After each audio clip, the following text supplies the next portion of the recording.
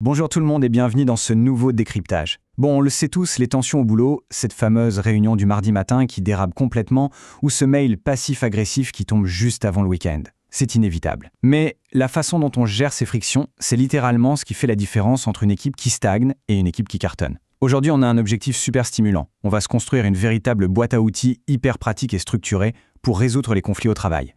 Alors, plongeons directement dans le vif du sujet. Il y a une question fondamentale qui se pose. Comment on transforme ces conflits en réelles opportunités? Parce que, soyons honnêtes, les frictions au travail, c'est une vraie plaie. Ça peut drainer l'énergie de tout un département en un claquement de doigts. L'enjeu ici, c'est de bien comprendre qu'il faut absolument passer d'un simple état de calme intérieur à la création de vraies solutions collaboratives. Et pour y arriver, on va suivre une approche en 5 étapes, de l'intérieur vers l'extérieur. D'abord, préparer le terrain. Ensuite, l'art de l'écoute active. Puis, on verra la méthode OSBD. En 4, le recadrage avec la méthode DESC. Et pour finir, la négociation raisonnée. Bref, on a l'outil parfait pour chaque phase du conflit. Allez, on démarre tout de suite avec la première phase, préparer le terrain, par une préparation personnelle rigoureuse. Ce concept-là, c'est ce qu'on appelle l'auto-empathie. En fait, c'est un peu le secret le mieux gardé des grands négociateurs. L'idée, c'est qu'avant même de lâcher un seul mot face à un collègue, il faut faire un vrai check-in personnel. C'est indispensable pour identifier exactement quelles émotions bouillonnent à l'intérieur de nous, quels sont les besoins qui ne sont pas satisfaits, et surtout, qu'est-ce qui a déclenché cette frustration. Franchement, cette autorégulation, c'est l'étape cruciale pour réussir à garder un ton mesuré et objectif pour la suite. Une fois qu'on a fait ce ménage à l'intérieur, il y a 2 autres trucs qui entrent en jeu. D'abord, la communication assertive. Ça veut dire quoi? Eh bien, c'est poser des limites claires, avec fermeté, mais toujours avec respect, et surtout, le faire bien avant que les rancœurs ne s'accumulent dangereusement. Ensuite, un point capital, valoriser ce qui rassemble. Démarrer une discussion en rappelant, je sais pas moi, un super projet qu'on a réussi ensemble ou un objectif commun, c'est une stratégie redoutable pour lancer tout de suite une dynamique positive. Passons à la suite et voyons comment ça s'articule avec notre section 2, l'art de l'écoute active, ou comment désamorcer par la compréhension. L'écoute active, c'est presque une chorégraphie. D'abord, il faut s'engager pleinement. Ça veut dire écouter à fond, sans couper la parole et surtout désactiver cette envie quasi irrésistible de préparer sa propre réponse pendant que l'autre est en train de parler. On l'a tous fait, pas vrai? Ensuite, étape 2, la reformulation. Répéter avec ses propres mots, c'est un filtre magique. Ça élimine direct toutes les ambiguïtés. Et enfin, l'écoute empathique, pour vraiment décoder les émotions cachées en dessous. C'est la preuve ultime qu'on prend le point de vue de l'autre très au sérieux. Ce qui nous amène à la 3e section, la méthode OSBD, le cœur technique de la fameuse communication non violente. Jetons un œil aux fondations. La communication non violente, ou CNV pour les intimes, ça a été développé par le psychologue Marshall B. Rosenberg. Et ça repose sur un socle super solide, la bienveillance, le respect mutuel et l'empathie. Attention, l'idée n'est pas du tout de réciter des phrases toutes faites comme un robot. Non, il faut adopter une vraie intention, authentique, de résoudre les choses pacifiquement. C'est vraiment cet état d'esprit qui rend la mécanique qui suit si puissante. Et ça illustre brillamment l'un des pires pièges au bureau, le fameux « tu qui tue ».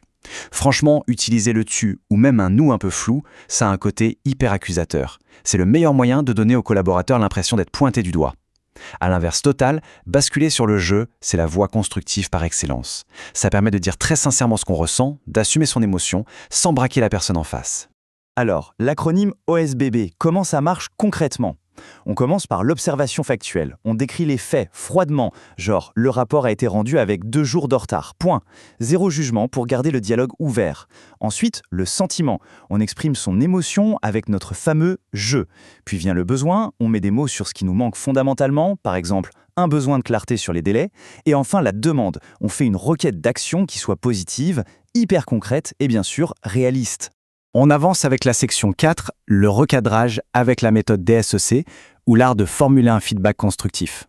Ici, on change un peu de contexte, on passe à la correction managériale. Autant la méthode d'avant était géniale pour exprimer un inconfort personnel, autant la méthode DSC, c'est vraiment l'outil chirurgical des managers. C'est fait pour recadrer des faits opérationnels, faire une mise au point claire, mais en préservant intacte la relation de travail. C'est une structure super pragmatique à mémoriser. D'abord, on décrit l'erreur de façon totalement neutre et incontestable. Ensuite, on exprime calmement l'impact professionnel de cette erreur sur l'équipe. Puis on spécifie, c'est-à-dire qu'on va chercher ensemble des solutions très méthodiques, mais alors le vrai coup de génie stratégique dans tout ça, c'est le C, conclure. C'est là qu'on met en lumière les bénéfices partagés, on explique en quoi cette nouvelle solution va être top, à la fois pour le collaborateur et pour la réussite collective. Et nous voilà à notre dernière section, la négociation raisonnée, la célèbre méthode de Harvard. Donc, le point crucial ici, c'est ce principe fondateur mis en lumière par Roger Fisher et William Ury, séparer les personnes du problème.